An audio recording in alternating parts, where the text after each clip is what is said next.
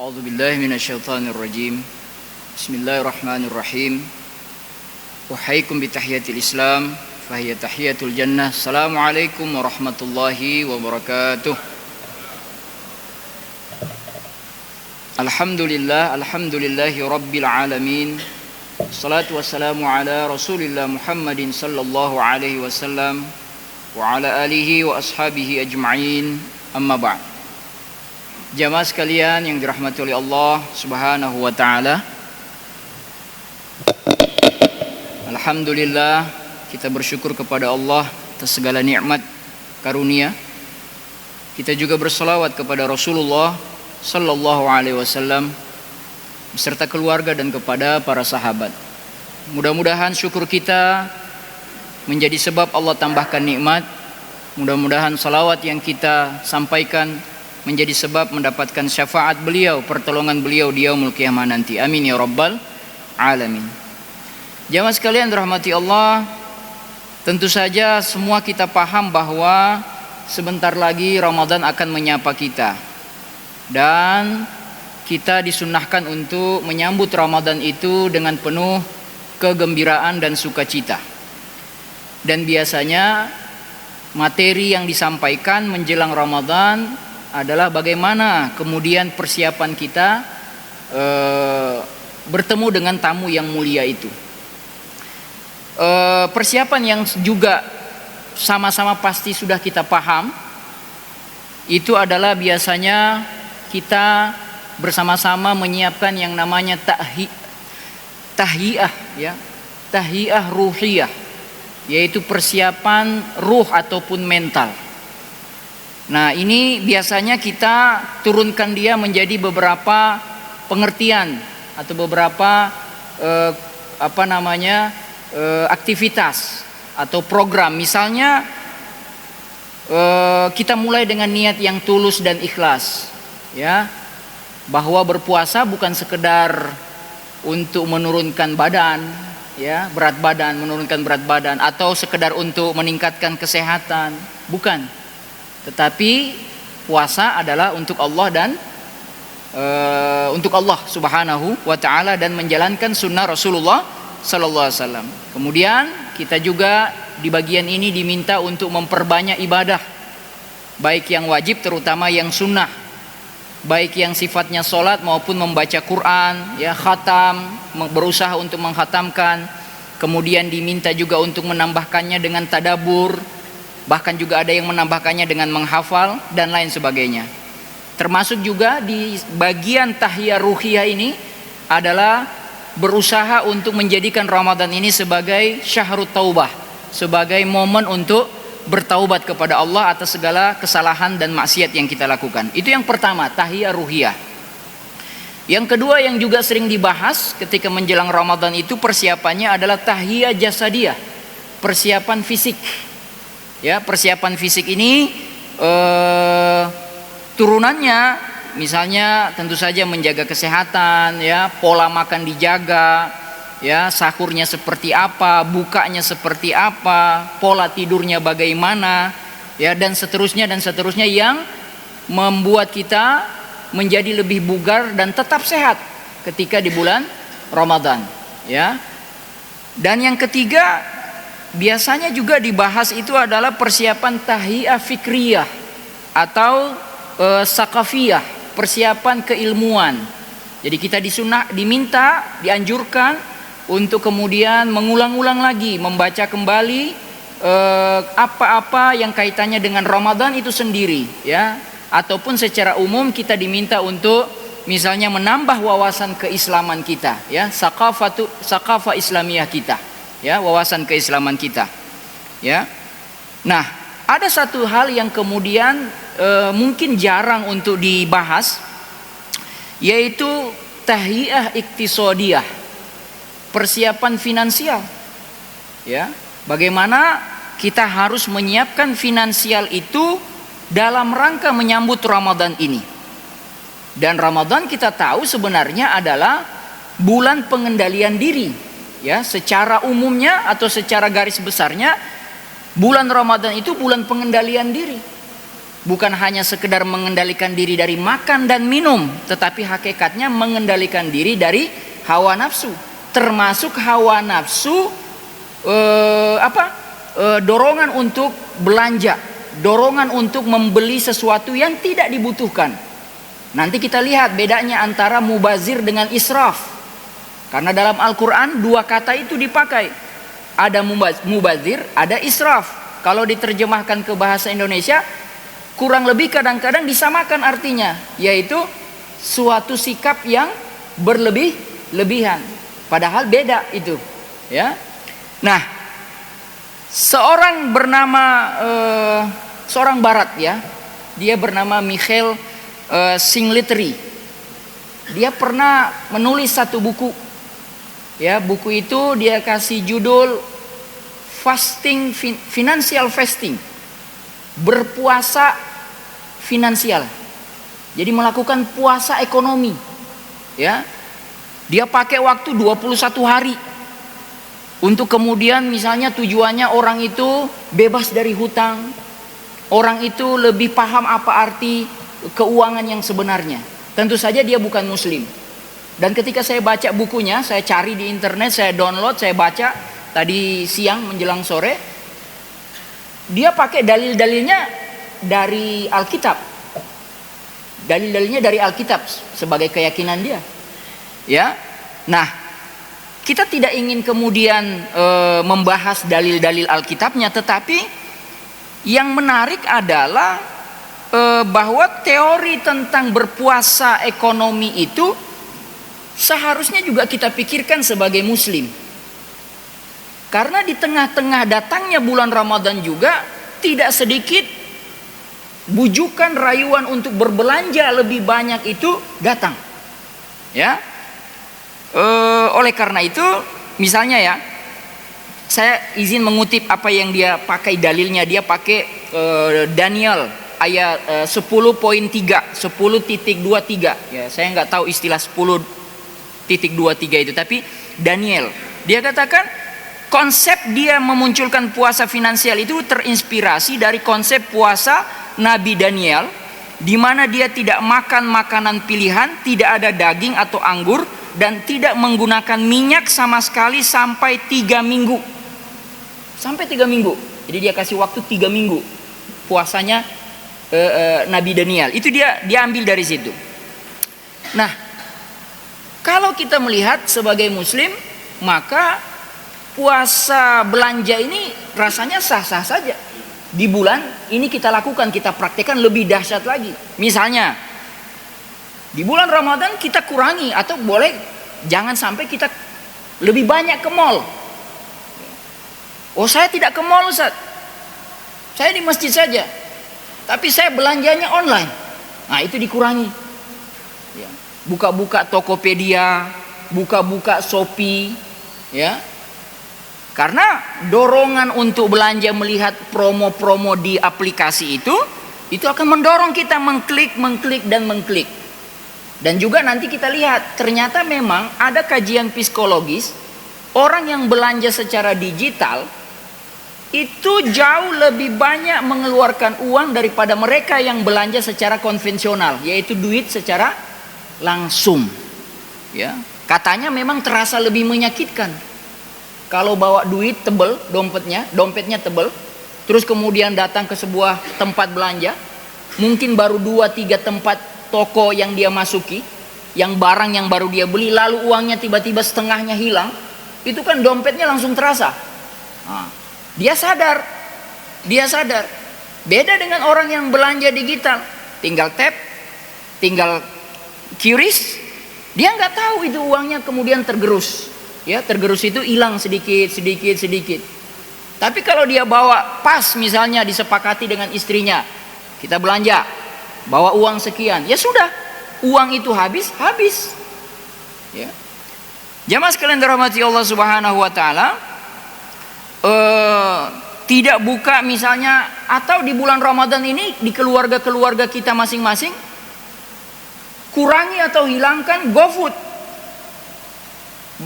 memesan makanan. Nah, ini juga baru kepikiran saya ketika saya baca, saya tulis Sekarang baru saya jadi pikir juga, tapi kalau misalnya kita kurangi GoFood, rezekinya saudara-saudara kita yang Gojek gimana? Wah, ini jadi perkara lagi. Ya, saya belum bisa jawab, tapi kalau dipaksa jawab, jawabannya adalah firman Allah Subhanahu wa taala, "Wa faddalallahu ba'dukum 'ala ba'din." Allah telah memberikan, telah menghitung dan telah membeda-bedakan, melebihkan di antara kalian satu dengan yang lain. Jadi urusan rezeki ini sebenarnya bukan urusan kita. Ya kan? Ini urusan Allah Subhanahu wa taala. Ada yang dikasih banyak, ada yang dikasih kurang. Itu Allah tidak pernah lalai dari itu. Pasti tepat pembagiannya. Ya, jadi kalau kemudian saya tadi mengajak kita hemat di bulan Ramadan ini dengan mengurangi, contohnya, salah satu contohnya adalah mengurangi belanja online, bukan berarti kemudian di sisi yang lain berarti kita menutup rizki, pintu rizki orang lain. Tidak juga. Bukan begitu cara memahaminya. Bagi yang suka ke kafe, minum kopi, satu kopi itu rata-rata 20.000 ke atas, belum dengan pajaknya 10%. Ya, 10% itu berapa ya? Biasanya gitu. Itu sudah sampai 25.000 ke atas. Maka di bulan Ramadan itu kopi itu berkurang. Ya, malam-malamnya akan diisi karena puasa dia siang hari, malamnya dia isi dengan taraweh. Setelah taraweh dia pulang ke rumah, kemudian dia tidur dan untuk bangun sahur dan seterusnya. Jamaah yang dirahmati Allah Subhanahu wa taala, sehingga memang pada akhirnya kita harus memahami apa bedanya need dan want, apa yang diinginkan dan apa yang dibutuhkan. Ya, jelas bedanya antara yang diinginkan dengan apa yang dibutuhkan. Uang tidak bisa membeli apa yang diinginkan oleh hati. Jadi kalau mau bicara hati, keinginan, perasaan, sebanyak apapun uang, keinginan itu tidak pernah akan berhenti. Nah tadi kita bilang bedanya mubazir dengan israf itu apa? Misalnya kalau kita lihat penggunaan kata mubazir, saya baru teringat kalau mubazir itu ayatnya yang populer di kalangan kita, yang sering kita dengar, innal mubazirina kanu ikhwanas syayatin. Orang mubazir itu temannya para setan, bukan satu setan, para setan, ikhwanus syayatin. Kata mubazir. Tapi kalau kata israf, ayatnya itu ada di surat Al-Furqan. Surat Al-Furqan itu ada di surat ke-25 ayat ke-67, yang mana ayat 67 itu sebenarnya rentetannya mulai dari 67 ke bawah, 66, 65, 64, 63, termasuk 67 ke atasnya, 68, 69, 70. Ini ada di posisi di akhir-akhir surat Al-Furqan. Semua itu, akhir-akhir surat Al-Furqan itu rentetan kriteria, tanda-tanda, ciri-ciri orang beriman. Salah satu ciri-ciri orang beriman di surat Al-Furqan ayat 67 adalah A'udzubillahi minasyaitonirrajim, walladzina idza anfaqu, yaitu orang-orang beriman itu cirinya adalah kalau dia menafkahkan hartanya, mengeluarkan uangnya, walladzina idza anfaqu lam yusrifu. Nah, di situ menggunakan kata israf, tidak menggunakan kata mubazir. Walladzina idza anfaqu lam yusrifu wa lam yakturu. Tetapi dia juga tidak pelit. Wa kana baina dzalika qawama. Dan dia, orang ini, orang beriman itu di tengah-tengah, qawam, di tengah-tengah. Nah, maka para ulama ada yang mengatakan, menulis begini, kalau mubazir itu adalah al-jahlu bimawaqi'il hukuk, gak ngerti atau bodoh tentang sesuatu yang hak, yang harusnya tidak perlu dibeli, itu mubazir. Tapi kalau israf itu adalah al-jahlu bimaqadiril hukuk, tidak ngerti soal kuantitasnya. Jadi beda. Para ulama bahasa membedakan mubazir itu adalah al-jahlu bimawaqi'il hukuk, sesuatu yang tidak perlu dibeli. Tapi kalau israf al-jahlu bimaqadiril hukuk. Harusnya beli cuma 1, beli 10. Harusnya yang dimakan cuma sekian, ambil banyak. Ya, ada video mungkin 1 minggu terakhir, seorang laki-laki di Lampung, bukan asli Lampung, merantau ke Lampung, nama bapak itu siapa lupa. Dia dikasih gelar profesor padi ya, karena dia dari masa muda udah merantau ke Lampung. Dia bawa banyak sekali bibit-bibit padi untuk dia uji coba di sana, dan dia terus konsisten dengan itu. Dia katakan di video itu bahwa kalau satu orang misalnya membuang 1 butir beras, 1 butir nasi, 1 butir kalau ada jumlah orang makan Indonesia itu 250 juta, maka 1 butir ada jumlahnya berarti 250 juta butir. Kalau 1 butir itu 0,0 sekian gram, katakanlah begitu, dikali jumlah 250 juta, itu udah dapat berapa berat? Dikali 1 hari, dikali 6 hari, 1 minggu, kali 1 bulan, kali 1 tahun, udah berapa banyak pemborosan yang terjadi. Itu baru satu butir nasi. Dan biasanya tidak begitu, lebih. Kalau dikali dengan jumlah penduduk kita yang besar, maka kita betul-betul adalah bangsa yang boros. Bangsa yang membuang-buang sumber daya alam yang telah Allah berikan kepada kita. Kita bertobat dengan hal itu. Jamaah sekalian dirahmati Allah Subhanahu wa taala, maka kita perlu berada di qawam, tengah-tengah. Walladzina idza anfaqu lam yusrifu wa lam yaqturu wa kana baina dzalika qawama. Ada kisah yaitu Abdul Malik bin Marwan. Nampaknya kalau saya nggak salah ini nama penguasa zaman lalu. Mudah-mudahan kisah ini benar adanya, mungkin nanti dicek. Ya, karena saya tidak sempat mengecek lebih lanjut. Abdul Malik bin Marwan ingin menikahkan anaknya Fatma atau Fatimah kepada seorang bernama Umar bin Abdul Aziz. Pertanyaan yang diajukan calon mertua, pertanyaannya menarik. Ya Umar, bagaimana kamu akan menafkahi, menghidupi anakku nanti kalau setelah menikah? Pertanyaan itu bagus, karena menggunakan kata bagaimana, menggunakan pertanyaan bagaimana, bukan apa. Karena kalau apa semua orang juga sudah tahu. Orang dinafkahi itu dengan harta. Harta itu bisa berbentuk makanan, pakaian, rumah, tempat tinggal, dan lain sebagainya. Itu gak perlu ditanyakan. Atau jangan juga nanya berapa banyak. Ya kalau berapa banyak, ya sesuai kebutuhan.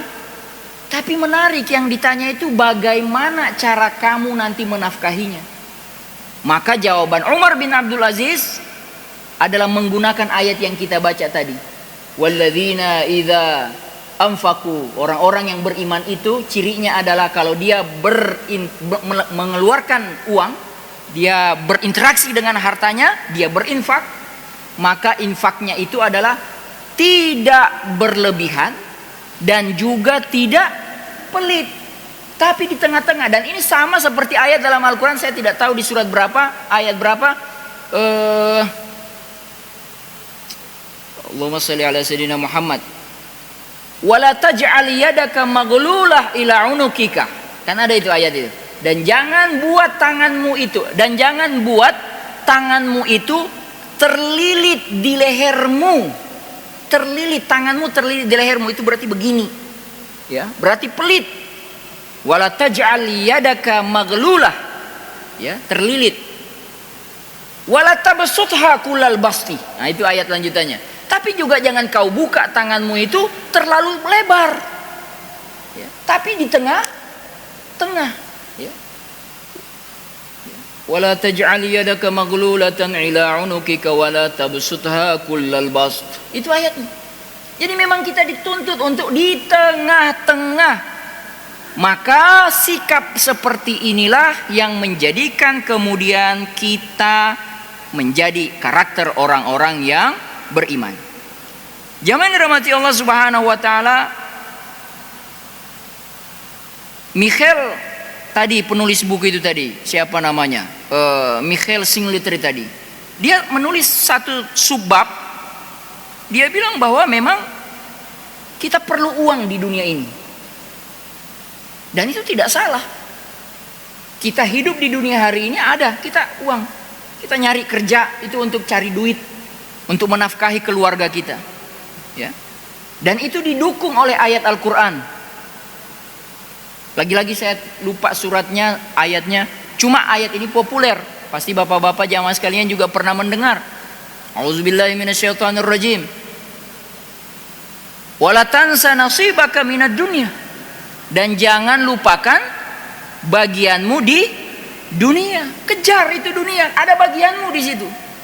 Cuma memang kalau baca ayat ini, yang kita baca barusan itu di tengah. Harusnya baca dari awal. Apa awal ayat ini? Wabtagi fima atakallah. Carilah yang telah Allah berikan kepadamu dari apa? Dari negeri akhirat. Jadi ternyata Al-Quran mengatakan kepada kita, kejar akhirat, dunia dapat. Kejar dunia, belum tentu akhirat dapat. Kalaupun dapat, nah itu yang lanjutan, pernah ada video viral itu, menarik kata-katanya, ya. Nah, saya tadi juga baca bukunya dia pakai dalil-dalil dalam Alkitab, hampir mirip dengan kita. Hampir mirip. Bagaimana dorongan di Alkitab itu mendorong supaya tidak melupakan hak-hak Tuhan. Ya. Gitu. Nah, jadi sebenarnya kalau kemudian ditanya yang idealnya seperti apa? Ada 4 kriteria manusia yang pernah kita juga belajar. Jadi ada, kalau kita hidup di dunia ini kan ada 4 karakter kata Al-Quran. Soleh, bahagia, ya. Soleh, bahagia, ya. Artinya dia bahagia di dunia dan bahagia di akhirat. Sudah soleh, bahagia di dunia akhirat. Yang kedua adalah lawannya, tidak, mirip. Yang kedua itu adalah pelaku maksiat, terus hidupnya belangsatan, baik di dunia maupun di akhirat. Sama tuh. Yang satu soleh, bahagia di dunia, bahagia di akhirat. Yang satu lagi kawannya tidak soleh, pelaku maksiat, sengsara di dunia, sengsara di akhirat. Nah, yang nomor 3 nih, mulai nih bikin perkara nih. Sudah soleh, tapi tidak bahagia di dunia. Kalau yang nomor 1 tadi harusnya logikanya, logika sederhana, kalau dia sudah dekat sama Allah, harusnya bahagia dong di dunia. Tapi ada kita lihat di dunia ini orang yang sudah soleh, tapi tidak bahagia di dunia. Jawabannya bukan karena dia dimarah, bukan dia dibenci sama Allah, tidak. Ketidakbahagiaan atau ketidaksuksesannya di dunia adalah bagian dari ujian terhadap dia. Itu ada di Al-Baqarah 155. Wala nabluwannakum bisyai'in minal khaufi wal ju'i wa naqsin minal amwali wal anfusi was samarat. Kami uji kalian dengan kekurangan Wala nabluwannakum bisyai'in minal khauf. Kami uji takut, lapar, kurang buah-buahan, kurang buah-buahan, kehilangan orang yang kalian cintai. Ujung ayat itu adalah wabasyiris sabirin. Beritakan kabar gembira kepada orang yang sabar melewati itu. Artinya orang yang nomor 3 ini, kalau dia soleh, terus tidak sempat bahagia di dunia, jangan khawatir. Kalau dia sabar, maka dia akan bahagia di akhirat. Ya. Kalau yang nomor 1 tadi dalilnya juga ada. Bahagia sudah soleh, bahagia di dunia, bahagia di akhirat. Dalilnya itu di Al-Quran. Allahumma salli ala sayyidina Muhammad. Man amila salihan min zakarin aw unsa, siapa yang berbuat baik, baik laki-laki maupun perempuan. Man amila salihan min zakarin aw unsa falanuhyiyannahu hayatan thayyibah, akan kami kasih dia kehidupan yang baik. Itu sudah janji Allah. Kalau yang nomor 2 tadi, laki-laki yang nomor 2 juga ada dalilnya. Pelaku maksiat, sengsara dunia, sengsara di akhirat, ada ayatnya. Faman a'rada an zikri, siapa yang melawan peringatan kami, fa inna lahu ma'isyatan danka, maka bagi dia kehidupan yang sempit dunia dan akhirat. Nah, ada satu lagi yang terakhir ini masalah juga. Dia pelaku maksiat, tidak soleh, tapi hidupnya di dunia bahagia. Hidupnya di dunia bahagia. Itu juga ada ayatnya sebenarnya. Itu yang disebut oleh hadis dengan sikap dengan sifat apa yang namanya? Diuji dengan kenikmatan. Diazab dengan kenikmatan. Ya, apa istilahnya itu? Lupa saya. Al-istidraj. Ya, al-istidraj. Dalil dalam Al-Qur'annya kan ada tuh, ya. Di surat An-Nahl Al-Anfal, di surat Al-Anfal ayat 44 kalau nggak salah. Jamaah sekalian dirahmati Allah Subhanahu wa taala, jadi kita perlu kepada ekonomi itu, kita perlu kepada uang, ya. Tetapi kemudian jangan lupakan bagian dari akhirat itu. Bahkan seharusnya motivasi kita mengejar dunia adalah bagian dari mengejar akhirat, ya. Jamaah sekalian dirahmati Allah Subhanahu wa taala, oleh karena itu ada beberapa hal yang mungkin perlu kita kemudian catat sebagai hal-hal yang mungkin kita lakukan di bulan Ramadan ini kaitannya dengan persiapan ekonomi. Misalnya yang pertama itu lakukan pencatatan. Kalau kita tidak punya catatan, maka kita akan tidak tahu kemana saja uang kita itu habis dengan begitu saja. Yang kedua, bisa saja kita melakukan yang namanya adalah belanja lebih awal, supaya di bulan Ramadan itu nggak ada lagi sibuk dengan nyari ini nyari itu, terutama yang ibu-ibu. Misalnya mau nyiapin baju lebaran, siapin dari awal, ya. Dari sekarang belum masuk Ramadan, harusnya bahkan mungkin lebih sebelumnya, dari 2 minggu lalu, 3 minggu lalu. Sehingga ketika kita masuk Ramadan, kita semua sudah fokus untuk ibadah. Semua sudah siap, ya. Kemudian jamaah sekalian dirahmati Allah Subhanahu wa taala, tadi sudah sempat kita sampaikan di awal juga. Kalau mau belanja, bayarlah dengan tunai. Jangan terlalu terpesona dengan kemudahan membayar secara digital. Ada penelitian dari universitas di Inggris, ya, bahwa ditemukan pelanggan atau orang yang menggunakan kartu kredit ataupun debit misalnya, sama ya, bedanya ada ya, tapi kurang lebih kemudahan itu menggunakan kartu. Penelitian itu mengatakan bahwa pelanggan yang menggunakan kartu menghabiskan lebih banyak uang dibandingkan dengan pelanggan atau konsumen atau orang yang membayar dengan uang tunai. Jadi memang jebakannya ada tuh, dikit-dikit QRIS, dikit-dikit tap, atau misalnya ngisi saldo di aplikasi-aplikasi belanja. Karena masih banyak, masih ada 1 juta, masih ada 500.000, belanja lagi di Tokopedia, belanja lagi di Shopee, tiba-tiba habis. Entah apa yang dibelanja, itu, ya. Dan tadi juga kita sampaikan kajian psikologisnya, orang yang membayar dengan tunai itu jauh lebih terasa menyakitkan ketika dia melihat uangnya pelan-pelan hilang sedikit demi sedikit. Yang berikutnya, Bapak Ibu jamaah sekalian, ini juga tidak kalah penting mau masuk Ramadan, yaitu bayar hutang. Ini kenapa penting?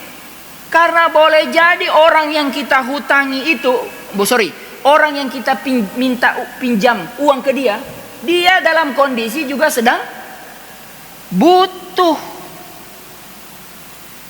Sedang butuh, Pak. Banyak kebutuhan ini di bulan Ramadan ini.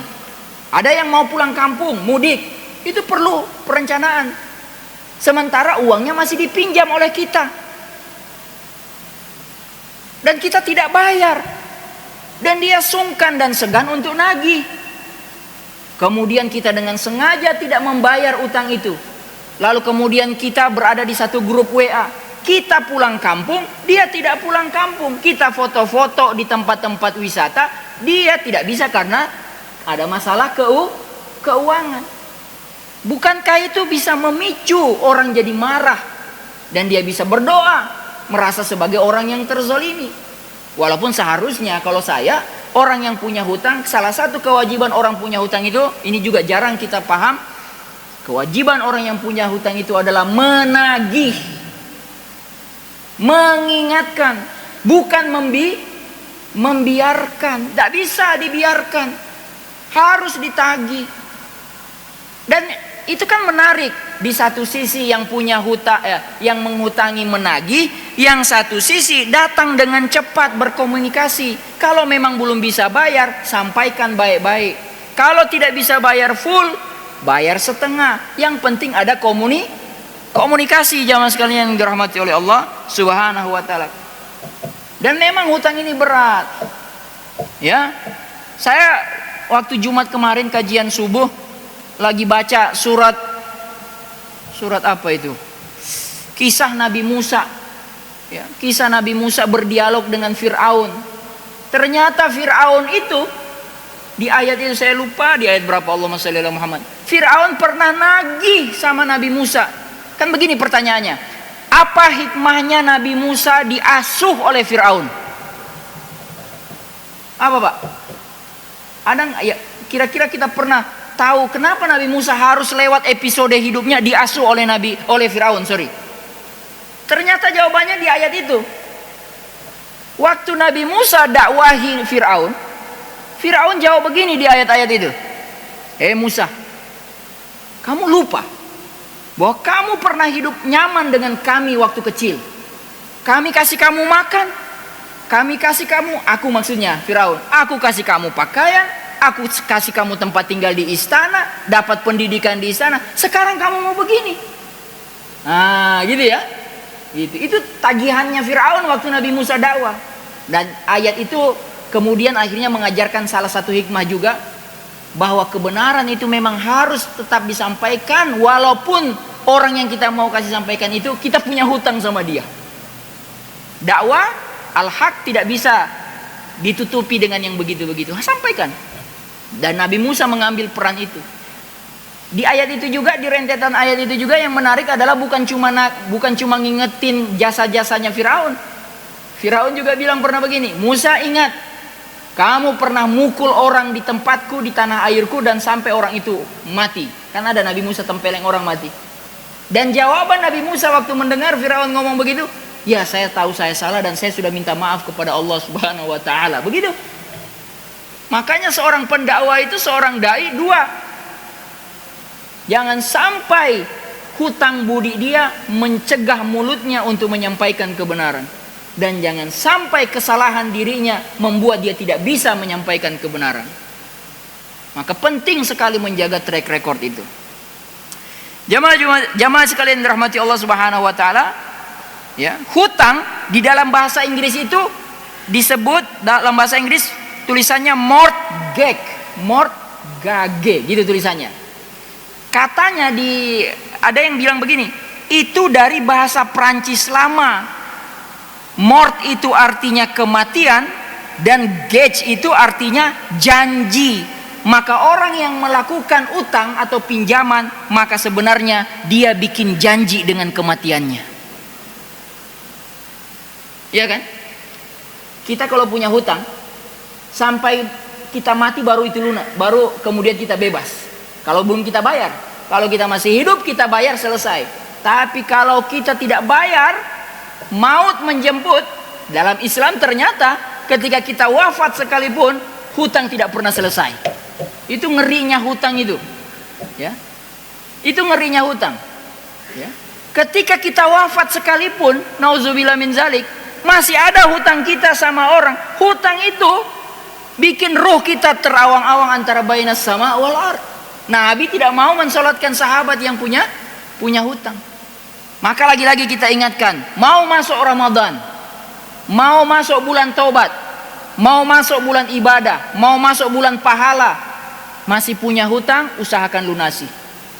Usahakan dilunasi. Kalau belum bisa lunas semuanya, komunikasikan baik-baik. Jamaah sekalian dirahmati Allah, yang tidak kalah penting adalah persiapan ekonomi menjelang bulan Ramadan ini atau nanti kita masuk Ramadan adalah persiapan untuk banyak-banyak bersedekah.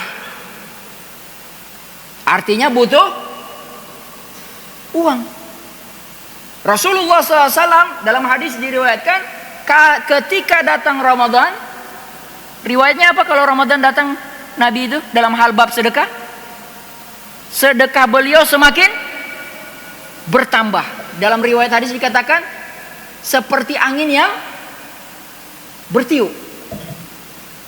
Kalau seperti angin yang bertiup, berarti Nabi nyiapin uang lebih banyak ketika Ramadan datang. Nah, kita meniru itu.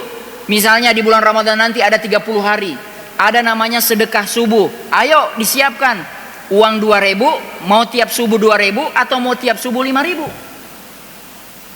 Kalau sudah dipastikan, saya azamkan diri saya bulan Ramadan tahun ini setiap subuh saya bawa uang ke masjid 2.000. Kan 2.000 itu nggak gampang nyari 2.000. Berarti sudah sekarang harus ke bank untuk nukar uang 2.000. Taruh dekat pintu mau pergi ke masjid, di pintu dekat rumah, pintu keluar. Setiap kita mau subuh tinggal tarik, bawa masukin kantong ke masjid.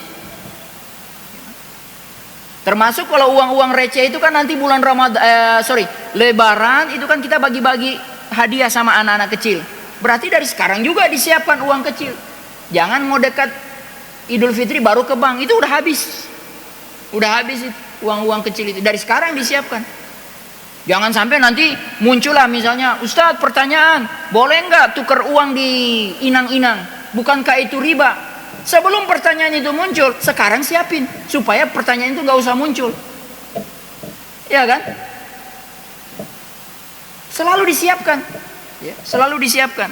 Jadi bersedekah itu harus kita siapkan. Itu sedekah subuh. Belum lagi kalau kemudian kita mau berazam juga di bulan Ramadan ini sedekah duha, berarti disiapkan lagi uang duhanya. Sedekah malam, karena dalam riwayat para ulama salafus saleh, mereka itu terinspirasi dari Al-Quran yang mengatakan, saya bunyi ayatnya kurang lebih, walladzina yunfikuna, Allahumma shalli ala sayyidina Muhammad, mereka yang senantiasa bersedekah siang dan malam.